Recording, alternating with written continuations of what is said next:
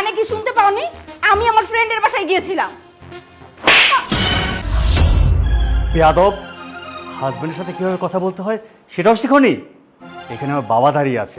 তোমার সঙ্গে যখন আমি ঘুরতে আসি আমার এত ভালো লাগে, মনে হয় যে শান্তিতে আমি নিঃশ্বাস নিতে পারি। সেটা তো আমি খুব ভালোভাবেই জানি। আচ্ছা ঠিক আছে, তাহলে তুমি যাও, আমি গেলাম। ওমা, আমি যাবো মানে? আমি কোথায় যাব? আচ্ছা চলো না। কোথায়? আরে বাবা, আমার সাথে আমার বাসায়। তুমি পাগল হইছো? সূর্য আমার ওই সতীনের মেয়েটাকে নিয়ে স্কুলে গেছে। স্কুল থেকে এসে যদি আমাকে না দেখে তাহলে অনেক বড় ঝামেলা হয়ে যাবে। আজকে যেতে পারবো না। উফ, তুমি না পুরো মাথা খারাপ করে দাও। সূর্য সূর্য সূর্য, এ সমস্যা সে সমস্যা।